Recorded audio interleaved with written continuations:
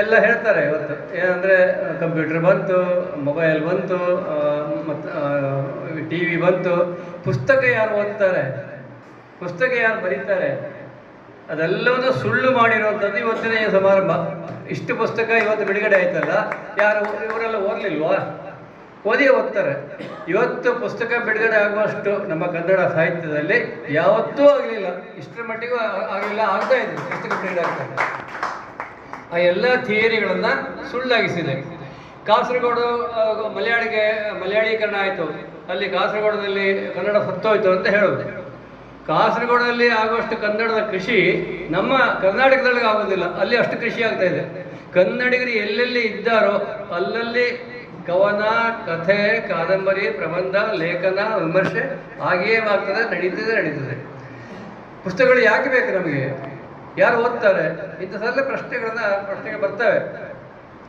ನಮ್ಮ ಸುಬ್ರಹ್ಮಣ್ಯ ಶೆಟ್ಟರು ಹೇಳಿದ್ರಾಗ, ನೀವು ಒಳ್ಳೆಯ ಲೇಖಕರಾಗಬೇಕಾದ್ರೆ ಓದಬೇಕು, ಎಷ್ಟು ಬೇಕಾದ್ರೂ ಅಷ್ಟು ಓದಬೇಕು ಅಂತ ಹೇಳಿ.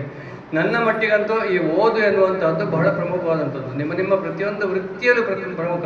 ನನ್ನ ವಕೀಲ ವೃತ್ತಿಯಾಗಿರ್ಬೋದು, ಒಬ್ಬರದ ವೈದ್ಯ ವೃತ್ತಿಯಾಗಿರ್ಬೋದು, ಅಧ್ಯಾಪಕರಿಗಂತೂ ಅತ್ಯಂತ ಪ್ರಮುಖವಾದಂಥದ್ದು ಓದುವಿಕೆ ಅನ್ನುವಂಥದ್ದು.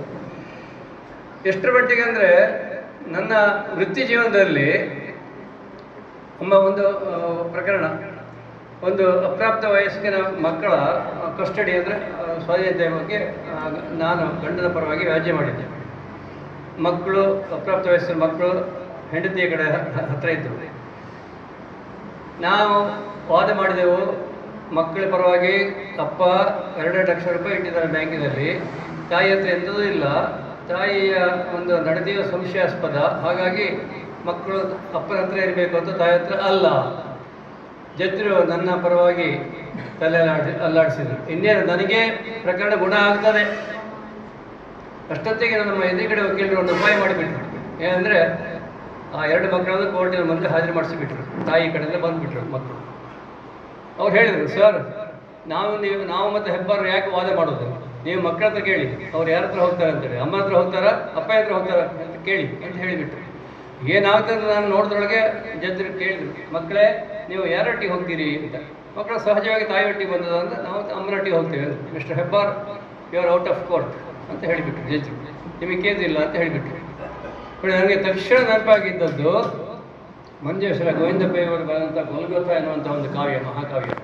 ನನಗೇನು ಅದು ಖುಷಿಯಾಗಿದ್ದ ಕಾರಣ ಅಂದರೆ, ಬೈಬಲನ್ನು ಎಷ್ಟು ಮಟ್ಟಿಗೆ ಅವರು ಕನ್ನಡಕ್ಕೆ ಭಾಷಾಂತರಿಸಿದ್ದಾರೆ ಅಂತ ಹೇಳಿದರೆ, ಫರ್ಗಿವ್ ಮೈ ಲಾರ್ಡ್, ಏನೋ not what they are saying ಎನ್ನುವುದನ್ನು ಕ್ಷಮಿಸಿ ಇವರ ನೆಲೆ ತಂದೆ ತಾವೇನ ಗಳಹೋತಿ ನಮ್ದು ಹರಿಹರಿಯವರು ಅಂತ ಬರೆದಿದ್ದಾರೆ ಅದರಲ್ಲಿ. ಅದು ತಕ್ಷಣ ನನಗೆ ನೆನಪಾಯಿತು.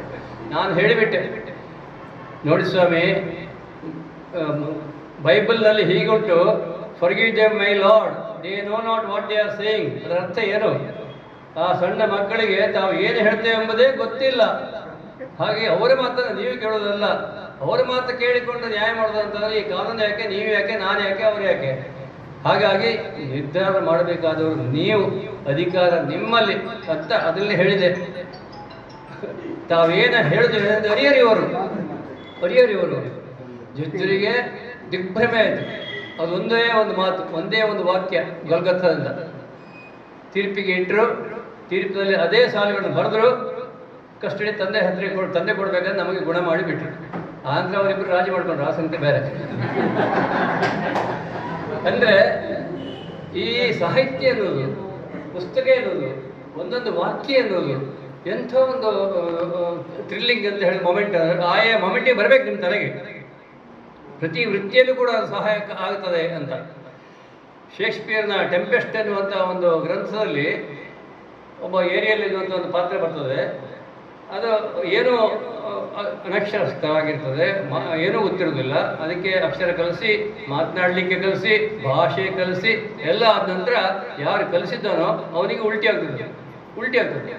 ಅದೇನು ಹೇಳ್ತದೆ ಗೊತ್ತಾ? ಕಡೆಗೆ ಬಾಯಿಗೆ ಬಂದಾಗ ಬೈತದೆ ತನಗೆ ಕಲಿಸಿದವನಿಗೆ, ಮತ್ತೆ ಹೇಳ್ತದೆ, you taught me language, I know how to abuse you ಅಂತ. ನೀನು ನನಗೆ ಭಾಷೆ ಕಲಿಸಿದ ಕಾರಣ ನನಗೆ ನಿನ್ನನ್ನು ಬೈಯುವುದು ಹೇಗಂತ ಗೊತ್ತಾಯ್ತು ಈಗ ಅಂತ ಹೇಳಿ ಹೇಳ್ತದೆ. ನಾನು ಒಂದು ಪ್ರಕರಣದಲ್ಲಿ ಅದನ್ನೇ ಪ್ರಯೋಗಿಸಿದೆ. ಒಂದು ಕುಟುಂಬದಲ್ಲಿ ಒಬ್ಬ ಹುಡುಗನನ್ನು ಆ ತಂದೆ ಎಲ್ಲ ಕಲಿಸಿ ಮಾಡಿ ದೊಡ್ಡ ಮಾಡಿ ಉದ್ಯೋಗ ಎಷ್ಟು ಶ್ರಮಪಟ್ಟು ಮಾಡಿದ ಕಡೆ ತಂದೆಗೆ ವಾಪಸ್ ಬೈತಾನ ಹಾಗೆ ಟೆಂಪೆಸ್ಟ್ನಲ್ಲಿ ಇದೇ ಬರ್ತದೆ ಸ್ವಾಮಿ, you taught my language, I know how to abuse you ಅಂತ ಹೇಳಿದ್ದಾರೆ. ಅಂತ ಹೇಳಿದಾಗ ಜೊತೆಗೆ ಅಷ್ಟು ಖುಷಿ ಆಗ್ತದೆ. ನಿಮ್ಮ ವಾದ ವಿವಾದಗಳೆಲ್ಲ ಇಂತಹ ಒಂದು ಸಾಹಿತ್ಯಿಕವಾದಂಥ ವಾಕ್ಯಗಳಿಂದ ಶ್ರೀಮಂತವಾಗ್ತದೆ. ಮೇಲೆ ಕೂತರೆ ಅಷ್ಟು ಖುಷಿ ಆಗ್ತದೆ. ಈ ಸಾಹಿತ್ಯವೇ ಬದುಕನ್ನು ಶ್ರೀಮಂತಗೊಳಿಸ್ತಕ್ಕಂಥ ಒಂದು ಸಂಗತಿ. ನಾನು ಮೊನ್ನೆ ಪಡುಬಿದ್ರೆಯಲ್ಲಿ ಹೋಗಿದ್ದೆ ಒಂದು ಉತ್ಸವದಲ್ಲಿ ಮುಖ್ಯ ಅತಿಥಿಯಾಗಿ. ಆಗ ಅಲ್ಲಿ ಒಬ್ಬರು ಜೆ ಸಿ ಅವರು, 50 ವರ್ಷದ ಹಿಂದಿನ ಜೆ ಸಿ ಅವರು, 50 ವರ್ಷದ ಹಿಂದೆ ನಾನು ಪಡುಬಿದ್ರಿಗೆ ಹೋಗಿ ಪರಿಣಾಮಕಾರಿ ಭಾಷಣ ಕಲೆ ತರಬೇತಿ ಕೊಟ್ಟಿದ್ದೆ. ಆಕೆ ಬಂದು ನನ್ನ ಹತ್ರ ಹೇಳಿದ್ರು, ಸರ್ ಇವತ್ತು ಭಾಷಣದಲ್ಲಿ ಮಕ್ಕಳಿಗೆ ಒಂದು ಹೇಳಬೇಕು ಸರ್ ಅಂತ ಹೇಳಿ. ಏನು ಹೇಳಬೇಕು? ನೀನು 50 ವರ್ಷದಿಂದ ಹೇಳ್ತಿದ್ದೀರಿ ನೀವು ಅಡಿಗರ ಕವನದ ಸಾಲುಗಳನ್ನು, ಅದನ್ನು ಇವತ್ತು ಈ ಮಕ್ಕಳಿಗೆ ಇವತ್ತು ಹೇಳಬೇಕು ನೀವು. 50 ವರ್ಷದ ಹಿಂದೆ ಅಡಿಗರ ಕವನದ ಸಾಲುಗಳನ್ನು ನಾನು ಹೇಳಿದ್ದು ಆ ಹೆಂಗಸು ಇವತ್ತಿಗೂ ನೆನಪಿಟ್ಟುಕೊಂಡು ಬಂದ ನಂತರ ಹೇಳ್ತಾ ಇದ್ದಾರೆ. ಎಂಥ ಒಂದು ಆಶ್ಚರ್ಯ, ಎಂಥ ಒಂದು ಪರಿಣಾಮಕಾರಿ ಅದು. ನಾನು ನನ್ನ ಭಾಷಣದಲ್ಲಿ ಆ ಮಕ್ಕಳಿಗೆ ಹೇಳಿದೆ, ಹೊಸ ನೆತ್ತರು ಕುಕ್ಕಿಯಾರಿ ಹೋಗುವ ಮುನ್ನ, ಹರೆಯದಿ ಮಾಂತ್ರಿಕರ ಮಾಟ ಮಸಳುವ ಮುನ್ನ, ಉತ್ಸಾಹ ಸಾಹಸದ ಉತ್ತಂಗ ಬೀಜಗಳ ಈ ಕ್ಷುಬ್ಧ ಸಾಗರ ಬತ್ತಿ ಹೋಗುವ ಮುನ್ನ, ಕಟ್ಟುವೆವು ನಾವು ಹೊಸ ನಾಡೊಂದನ್ನು ರಸದ ಬೀಳುವುದು. ಹೊಡೆಯುವವರು ಬಂದಿರೋ, ತಡೆಯುವವರು ಬಂದಿರೋ, ಕೆಡು ನುಡಿಯುವ ಕೆಡು ಬಗೆಯುವ ಕೆಡುಕು ಜನರೇ ಬನ್ನಿ, ಕೊಟ್ಟೆವಿದೆ ವೀಳೆಯವನು ನಿಮ್ಮೆಲ್ಲರ ಮೆಚ್ಚಿ ನಿಮ್ಮ ಮಸಳದ ಮೇಲೆ ಕಟ್ಟುವೆವು ನಾವು ಹೊಸ ನಾಡೊಂದನು ರಸದ ಬೀಳೊಂದನು ಅಂತ ಹೇಳಿದಾಗ ಒಂದು ಚಪ್ಪಾಳೆ ಬಿತ್ತಂತ ಹೇಳಿದ್ರೆ 50 ವರ್ಷ ಹಿಂದೆ ಚಪ್ಪಾಳೆ ಇತ್ತು, ಜಾಸ್ತಿ ಚಪ್ಪಾಳೆ ಅದೇ ಆಗ್ತದೆ. ಈ ಪ್ರತಿ ಒಂದು ಸಾಲುಗಳು ನಮ್ಮ ದುರ್ಗಮ್ಮ ಬಸ್ಸಿನ ಮಾಲಕರಾದಂಥ ನಮ್ಮ ಸದಾನಂದ ಛಾತ್ರರು ಅವರಿಗೆ ಒಂದು ದೊಡ್ಡ ಈ ವಾಹನ ಮಾಲಕರ ಸಮ್ಮೇಳನದಲ್ಲಿ ಮುಖ್ಯ ಅತಿಥಿಯಾಗಿ ದಕ್ಷಿಣ ಕನ್ನಡ ಜಿಲ್ಲೆಯಲ್ಲಿ ಹಿಂದೆ ಇದ್ದ ಸಾರಿಗೆ ಪದ್ಧತಿ ಅದರ ಬಗ್ಗೆ ಮಾತಾಡಲಿಕ್ಕೆ ಬಂತು. ದಕ್ಷಿಣ ಕನ್ನಡ ಜಿಲ್ಲೆಯಲ್ಲಿ ಹಿಂದೆ ಇದ್ದ ಸಾರಿಗೆ ಪದ್ಧತಿ ಅವರಿಗೆ ಹೇಗೆ ಗೊತ್ತಾಗುತ್ತೆ? ಅವ್ರ ಹತ್ರ ಎಂತ ಮಾರ್ರೆ ಒಂದು ಸಬ್ಜೆಕ್ಟ್ ಕೊಟ್ಟಿದ್ದಾರೆ, ದಕ್ಷಿಣ ಕನ್ನಡದಲ್ಲಿ ಹಿಂದೆ ಇದ್ದ ಸಾರಿಗೆ ಪದ್ಧತಿ ಅಂತ ಕೊಟ್ಟಿದ್ದಾರೆ, ಎಂತ ಮಾತಾಡೋದು ಗೊತ್ತಾಗೋದಿಲ್ಲ ಮಾರ್ರೆ, ಹೇಳಿ ಮಾರ್ರೆ ಅಂತ ಹೇಳಿ. ನೀವು ಎಂತ ಮಾಡೋದು ಬೇಡ. ನಮ್ಮ ಹಿರಿಯಡ್ಕ ಗೋಪಾಲ ಹೇಳೋದು ಮದ್ದಳೆಯ ಮಾಯಲೋಕ ಅಂತ ಅವರು ಆತ್ಮಚರಿತ್ರೆ ಬರೆದಿದ್ದಾರೆ. ಅದರಲ್ಲಿ ಇಡೀ ದಕ್ಷಿಣ ಕನ್ನಡ ಜಿಲ್ಲೆಯಲ್ಲಿ ಆಗ ಸುಬ್ಬಯ್ಯ ಶೆಟ್ಟರ ಒಂದು ಬಸ್ಸಿಂದ ಹಿಡಿದು, ಜಟಕಾದಿಂದ ಹಿಡಿದು, ಕುದುರೆಗಾಡಿಯಿಂದ ಹಿಡಿದು ಎಷ್ಟೆಷ್ಟು 4 ಆಣೆ 8 ಆಣೆ 1 ಆಣೆ 2 ಆಣೆ ಎಲ್ಲ ಕೊಟ್ಟು ಎಲ್ಲೆಲ್ಲಿಂದ ಹೋಗ್ತಿತ್ತು, ಯಾವ್ಯಾವ ಘಾಟಿ ಹತ್ತಿತ್ತು, ಯಾವ ಬಸ್ಸು ಹೇಗೆ ಹೋಗ್ತಿತ್ತು ಎಲ್ಲ ವಿವರ ಇತ್ತು. ಅದನ್ನು ನೀವು ಓದಿದರೆ ಒಳ್ಳೆ ಭಾಷಣ ಹತ್ತಂತ ಹೇಳಿದ್ ಬಿಟ್ಟಿದೆ. ಅವರನ್ನು ಓದ್ಕೊಂಡು ಹೋಗಿ ಹೊಡೆದದ್ದೇ ಹೊಡೆದು ಎಲ್ಲರೂ ಚಪ್ಪಾಳೆ ಚಪ್ಪಾಳೆ. ಅಂದರೆ ಪುಸ್ತಕಗಳು ಒಂದು ಜೀವಾಳ. ನಮಗೆ ಪುಸ್ತಕಗಳು ಮಾಹಿತಿಯ ಕಣಜ. ಅಂಥ ಒಂದು ಪುಸ್ತಕಗಳು ಇವತ್ತು ಅಷ್ಟು 7 ಪುಸ್ತಕಗಳು ಬಿಡುಗಡೆ ಆಗಿದ್ದಾರಲ್ಲ, ಅದೊಂದು ಅಮೂಲ್ಯವಾದಂತಹ ಒಂದು ನಮಗೆ ಕಣಜ ಅಂತ ಹೇಳ್ತಾರೆ. ನಮ್ಮ ಸಾಹಿತ್ಯಕ್ಕೆ ಸೇರಿಸಿದಂತಹ ಒಂದು ಕಣಜವನ್ನು ಇವತ್ತು ನಾನು ಬಿಡುಗಡೆ ಮಾಡುವಂಥ ಒಂದು ಅವಕಾಶವನ್ನು ನನಗೆ ಕೊಟ್ಟಿದ್ದು ಭಾಳ ಸಂತೋಷ ಆಗ್ತದೆ. ಕೊನೆಗೆ ಒಂದು ಪುಸ್ತಕ ಮಾತ್ರ ಹೇಳಿ ನಾನು ಮುಗಿಸ್ತೇನೆ. ಮಾತಾಡಲಿಕ್ಕೆ ಪುಸ್ತಕದ ಬಗ್ಗೆ ಮಾತಾಡ್ಲಿಕ್ಕೆ ಹೋಗುದಿಲ್ಲ, ಯಾಕಂದರೆ ಎಲ್ಲರೂ ಮಾತಾಡಿ ಆಗಿದೆ. ಬೆಳಗೆರೆ ಕೃಷ್ಣಶಾಸ್ತ್ರಿಯವರ ಒಂದು ಪುಸ್ತಕ. ನಾನು ಯಾವ ಅಧ್ಯಾಪಕರ ದಿನಾಚರಣೆ ದಿವಸ ಅಥವಾ ಅಧ್ಯಾಪಕರ ಸಮಾವೇಶಕ್ಕೆ ಹೋದರೂ ಕೂಡ ನಾನು ಅಧ್ಯಾಪಕರಿಗೆ ಹೇಳ್ತೇನೆ, ನೀವು ಬೆಳಗೆರೆ ಕೃಷ್ಣಶಾಸ್ತ್ರಿಯವರ ಪುಸ್ತಕ ಓದಿದ್ದೀರಾ? ಮರೆಯಲಾದೀತೆ ಅಂತ ಒಂದು ಪುಸ್ತಕ, ಅದರ ಹೆಸರೇ ಮರೆಯಲಾದೀತೆ ಅಂತ. ಎಂಥ ಅದ್ಭುತ ಪುಸ್ತಕ. ಅದರ ಒಂದು ಚಾಪ್ಟರು ಒಬ್ಬ ಮೇಷ್ಟ್ರ ಬಗ್ಗೆ ಇರತಕ್ಕ ಕರಿಸಿದ್ದಯ್ಯ ಅಂತ ಒಂದು ಮೇಷ್ಟ್ರ ಬಗ್ಗೆ ಇರತಕ್ಕಂಥ ಒಂದೇ ಒಂದು ಚಾಪ್ಟರ್ ಓದಿದರೆ ನನ್ನ ಇಡೀ ಪುಸ್ತಕ ನಾನು ಕೊಟ್ಟಂಥ ಹಣ ನನಗೆ ವಾಪಸ್ ಬಂತಂತ ನಾನು ಗ್ರಹಿಸಿಕೊಂಡೆ. ಅಂಥ ಒಂದು ಪರಿಣಾಮಕಾರಿಯಾಗಿದೆ. ಆ ಕರಿಸಿದ್ದಯ್ಯ ಎನ್ನುವಂಥವನು ಒಬ್ಬ ದಲಿತ ವರ್ಗಕ್ಕೆ ಸೇರಿದವನು. ಕೃಷ್ಣಶಾಸ್ತ್ರಿಗಳು ಹೆಡ್ ಮಾಸ್ಟರು. ಇನ್ಸ್ಪೆಕ್ಟರ್ ಬರ್ತಾರೆ, ನೋಡ್ತಾರೆ, ಕಡೆ ಮಧ್ಯಾಹ್ನ ಊಟಕ್ಕೆ ರೆಡಿಯಾಗಿರ್ತದೆ. ಇನ್ಸ್ಪೆಕ್ಟರ್ ಹೇಳ್ತಾರೆ, ಹೆಡ್ ಮಾಸ್ಟರ್ ಹೇಳ್ತಾರೆ, ಕರೆಸಿದ್ದೆ ನಮ್ಮೊಟ್ಟಿಗೆ ಊಟ ಮಾಡಿ, ನಿಮ್ಮ ಮನೆಗೆ ಹೋಗೋದು ಬೇಡ ಇವತ್ತು ಊಟಕ್ಕೆ, ಇಲ್ಲೇ ಮಾಡು. ಇಲ್ಲ ಸರ್ ಬರೋದಿಲ್ಲ. ನಾನು ಹೇಳ್ತಾ ಇದ್ದೇನೆ ಹೆಡ್ ಮಾಸ್ಟರ್ ಊಟ ಮಾಡ ಅಂತ ಹೇಳ್ತಾರೆ. ಇಲ್ಲ ಸರ್ ನಾನು ಬರೋದಿಲ್ಲ ಅಂತ ಇನ್ಸ್ಪೆಕ್ಟ್ರಿಗೆ ಗೊತ್ತಾಗ್ತದೆ. ಇನ್ಸ್ಪೆಕ್ಟರ್ ಹೋಗಿ ಹೇಳ್ತಾರೆ, ಊಟ ಮಾಡು, ನೀನು ನನ್ನ ಸೈಕಲಲ್ಲಿ ನಾನೇ ತಗೊಂಡೆ ನೀನು ಮನೆ ಬಿಡ್ತೇನೆ ಅಂತ. ಇನ್ಸ್ಪೆಕ್ಟರ್ ಸೈಕಲಲ್ಲಿ ಬರೋದಾಗಲ್ಲ, ಸೈಕಲಲ್ಲಿ ಬರೋದು, ಮನೆ ಬಿಡ್ತೇನೆ ಅಂತ. ಇಲ್ಲ ಸರ್ ನಾನು ಬರೋದಿಲ್ಲ. ಇನ್ಸ್ಪೆಕ್ಟರ್ ಹೇಳಿದ್ರೆ ಬರೋದಿಲ್ಲ. ಈ ಕೃಷ್ಣಶಾಸ್ತ್ರಿಗಳಿಗೆ ಭಾಳ ದುಃಖವಾಯಿತು, ಆಶ್ಚರ್ಯ ಆಯಿತು. ಅವನ ಕೋಪ ಬಂತು. ಆಚೆ ಕರ್ಕೊಂಡು ಹೋಗಿ, ನೀನೇನು ಪ್ರೇತವೋ ಮನೆ ಎಂಥದ, ಇನ್ಸ್ಪೆಕ್ಟ್ರೇ ಹೇಳ್ತಾ ಇದ್ದಾರೆ ಮನೆ ಊಟ ಮಾಡೋದಿಲ್ಲ ಅಂತ ಹೇಳ್ತೀಯಲ್ಲ, ಏನು ನಿಮಗೆ ಕಾರಣ ಊಟ ಮಾಡಲಿಕ್ಕೆ? ದಾಡಿಯ? ಆಗ ಅವನು ಹೇಳ್ತಾನೆ, ನೀವು ಕ್ಷಮಿಸಬೇಕು, ಕೇಳಿದರೆ ನೀವು ಏನು ಹೇಳ್ತೀರಿ ಗೊತ್ತಿಲ್ಲ. ಏನು, ನಾನು ಇಷ್ಟು ದಿವಸ ಒಂದೇ ಒಂದು ದಿವಸ ಶಾಲೆಗೆ ತಪ್ಪಿದವನಲ್ಲ, ಒಂದೇ ಒಂದು ದಿವಸ ಶಾಲೆ ತಪ್ಪಿಲ್ಲ, ರಜೆ ಹಾಕಲೇ ಇಲ್ಲ ನಾನು. ಇವತ್ತು ಬೆಳಿಗ್ಗೆ ನಮ್ಮ ಅಮ್ಮ ತೀರಿ ಹೋಗಿದ್ದಾರೆ. ಇನ್ಸ್ಪೆಕ್ಷನ್ ದಿವಸ ನಾನು ಶಾಲೆಗೆ ಬರೆದಿದ್ರೆ ಯಾರು ಏನೇ ಹೇಳ್ತಾರೆ ಅಂತ ಹೇಳಿ ಅಲ್ಲಿ ಮನೆಯಲ್ಲಿ ಹೆಣ ಇಟ್ಟು ಶಾಲೆಗೆ ಬಂದಿದ್ದಾರೆ. ನೀವೇ ಹೇಳಿ, ನಿಮ್ಮೊಟ್ಟಿಗೆ ಪಾಯಸದ ಊಟ ಮಾಡೋದಾ ಮತ್ತು ಮನೆಗೆ ಹೋಗಿ ಶವ ಸಂಸ್ಕಾರ ಮಾಡ್ತಾರೆ ಅಂತ ಹೇಳಿ, ನೀನು ಮನುಷ್ಯನ ಪ್ರೇತವ ಹೋಗ್ತೀಯೋ ಕೂಡಲೇ ಇಲ್ಲಿ ಅಂತ ಓಡಿಸ್ತಾರೆ ಅವರನ್ನು ಮನೆಗೆ.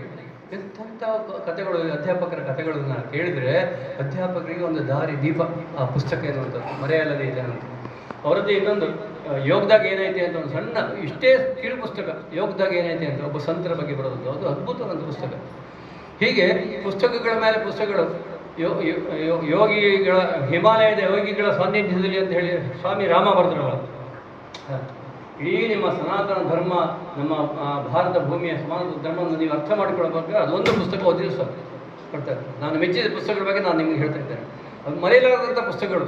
ಹೀಗೆ ಇವತ್ತಿನ ಪುಸ್ತಕಗಳಲ್ಲಿ ಕೂಡ ಹಾಗೆ ನಮ್ಮ ಸುರೇಂದ್ರ ಅಡಿಗರು ನೀಲೇಂದ್ರವಾಣಿ ಎಷ್ಟು ಬರಹ ಬರೆದಿದ್ದಾರೆ.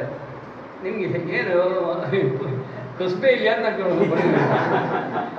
ನಮ್ಮನೆ ಬರೆದಿದ್ದಾರೆ, ನಮಗೆ ಬರೆದಿದ್ದಾರೆ. ಅಧ್ಯಾಪಕತನವನ್ನು ಒಳ್ಳೆ ರೀತಿ ಮಾಡಿ ಕುಣಿದು ಹಾಡಿ ಮಾಡಿ ಗ್ರಹಿಸಿಕೊಂಡು ಬರೆದಿದ್ದಾರೆ. ಅದ್ರ ಮೇಲೆ ಪುಸ್ತಕಗಳು ನನ್ನ ಬಗ್ಗೆ ಉಂಟು, ನನ್ನ ಬಗ್ಗೆ ಒಂದು ಲೇಖನ ಮಾಡಿದ್ದಾರೆ ಹರ್ಷವಾಣಿಯಲ್ಲಿ, ಅದನ್ನು ಕೂಡ ಹಾಕಿದ್ದಾರೆ.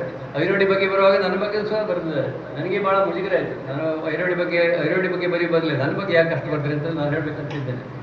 ಅದ ಮೇಲೆ ಇವರದ್ದು ನರೇಂದ್ರ ಕುಮಾರ್ ಅವ್ರದ್ದು ಪುಸ್ತಕಗಳು ಯಾವಾಗ ಪ್ರಕಟ ಆದರೂ ನನಗೊಂದು ಕಾಪಿಯನ್ನು ಯಾವಾಗಲೂ ಕಳಿಸ್ತಾ ಇದ್ದು ನಾವು ಓದ್ತಾ ಇದ್ದೇನೆ. ಇವತ್ತು ಎಲ್ಲವನ್ನು ಸಮಗ್ರವಾಗಿ ಒಂದೇ ಕಡೆಯಲ್ಲಿ ಸಿಗ್ತಕ್ಕಂಥ ರೀತಿಯಲ್ಲಿ ಮಾಡಿದ್ದಾರೆ. ಇವತ್ತು ಒಳ್ಳೆಯ ರೀತಿಯಲ್ಲಿ ಅದರ ವಿಮರ್ಶೆ ಕೂಡ ಇಲ್ಲಿ ಆಗಿದೆ, ಸಂತೋಷ ಆಯಿತು. ಇನ್ನು ಸೂರತ ಬರೆದಂಥ ಕಾದಂಬರಿ ನಿಜವಾಗಿ ಹೇಳ್ತಾರೆ, ಕನ್ನಡ ಕಾದಂಬರಿಯ ಒಂದು ಪ್ರಪಂಚದಲ್ಲಿ ಆ ಒಂದು ಕಾದಂಬರಿಗೆ ಒಳ್ಳೆಯ ಸ್ಥಾನ ಖಂಡಿತ ಸಿಗ್ತದೆ. ಯಾಕೋ ಅಂತ ಅದರ ರಚನಾ ವಿನ್ಯಾಸವೇ ಬೇರೆ. ಎನಿಮಲ್ ಫಾರ್ಮ್ ಅಂತ ಹೇಳಿ ಒಂದು ಇಂಗ್ಲೀಷ್ ಕಾದಂಬರಿ ಇತ್ತು. ಆ ಇಂಗ್ಲೀಷ್ ಎನಿಮಲ್ ಫಾರ್ಮ್ ಅಂತ, ಅಲ್ಲಿ ಹಂದಿಗಳು, ನರಿಗಳು, ಸಿಂಹಗಳು ಎಲ್ಲ ಪರಸ್ಪರ ಮಾತಾಡಿಕೊಳ್ಳುವಂಥದ್ದು ಕಾದಂಬರಿ ಇರುವಂಥದ್ದು. ಅದರಲ್ಲಿ ಬಹಳ ಪ್ರಸಿದ್ಧವಾದ ಒಂದು ವಾಕ್ಯ ಅಂತ ಹೇಳಿದ್ರೆ ಆಲ್ ಆರ್ ಈಕ್ವಲ್. ಅದು ನಮ್ಮ ಪ್ರಜಾಪ್ರಭುತ್ವದ ವ್ಯಂಗ್ಯ. ಜಾರ್ಜ್ ಆರ್ವೆಲ್ ಬರೆದ ಎನಿಮಲ್ ಫಾರ್ಮ್ ಪುಸ್ತಕ ನಿಜವಾಗಿ ಓದಲೇಬೇಕಾದ ಪುಸ್ತಕ. ಅದು ಕಮ್ಯುನಿಸಮ್ನ ಬಗ್ಗೆ ಇರತಕ್ಕಂಥದ್ದು ಒಂದು ರೀತಿ ತತ್ವ. ಏನು ಹೇಳ್ತದೆ, all are equal but some are more equal than others ಅಂತ. ಇಂಥ ವ್ಯಂಗ್ಯ ನೋಡಿ, all are equal but some are more equal than others. ಅಂದರೆ ಈ ಮೊನ್ನೆ ಸಿದ್ದರಾಮಯ್ಯ ಮತ್ತು ಇಂಥವರಲ್ಲ, ನಮ್ಮೊಟ್ಟಿಗೆ ಅವರಿಗೆ ಸಮಾನರಲ್ಲ, they are more equal than others ಅಂತ. ಆ ರೀತಿಯ ಒಂದು ಕಾದಂಬರಿ. ಅದು ಬರೀ ಪ್ರಾಣಿಗಳ ಸಾಮ್ರಾಜ್ಯ, ಪ್ರಜಾಪ್ರಭುತ್ವದಲ್ಲಿ ಪ್ರಾಣಿಗಳೇ ಇದ್ರೆ ಏನಾಗ್ತದೆ ಎನ್ನುವಂಥ ಒಂದು ಕಾದಂಬರಿ. ಅದು ಅದನ್ನೇ ಹೋಗ್ತಕ್ಕಂಥ ಈ ಕಾದಂಬರಿ ಇವರ ಬಿಲ್ಲಿ ಕಾಣೆಯಾಗಿದೆ ಎಂಬುದರಿಂದ ಶುರು ಆಗ್ತದೆ. ಕೊನೆವರೆಗೂ ಕೂತವಲ್ಲ, ಬಿಲ್ಲಿ ಎಲ್ಲಿ ಹೋಯ್ತು ಅಂತ ನನಗೆ ಹೇಳೋಕ್ಕೋಗಿಲ್ಲ ಕತೆ. ಅಷ್ಟು ಚೆನ್ನಾಗಿರುವಂಥ ಕತೆ. ಅಲ್ಲಿ ನಾಯಿ ಇದೆ, ಬೆಕ್ಕಿದೆ, ಕಾಗೆ ಇದೆ, ದನ ಇದೆ, ಎಲ್ಲವೂ ಕೂಡ ಪರಸ್ಪರ ಮಾತಾಡಿಕೊಳ್ತಕ್ಕಂಥ ಒಂದು ವಾತಾವರಣ ಸೃಷ್ಟಿಸಿದ್ದಾರೆ. ಅದ್ಭುತವಾದ ಒಂದು ಕಲ್ಪನಾ ಶಕ್ತಿಯನ್ನು ಮಾಡಿದ್ದಾರೆ. ಹೀಗಾಗಿ ಕಾದಂಬರಿ ಲೋಕದಲ್ಲಿ ನಿಲ್ತಕ್ಕಂಥ ಒಂದು ವಿಭಿನ್ನ ರೀತಿಯ ಕಾದಂಬರಿಯಾಗಿ ಕಾಣ್ತದೆ. ಹಾಗೆ ಸೃಜನವರವರ ಕಥೆಗಳ ಬಗ್ಗೆ ಹೇಳಿದರು. ಒಳ್ಳೆಯ ಮಾರ್ಮಿಕವಾದ ಮುಟ್ತಕ್ಕಂಥ ಕತೆ. ಪೂರ್ಣಿಮಾರವರು ಒಳ್ಳೆ ರೀತಿಯಲ್ಲಿ ಅದನ್ನು ವಿಮರ್ಶೆ ಮಾಡಿದ್ದಾರೆ.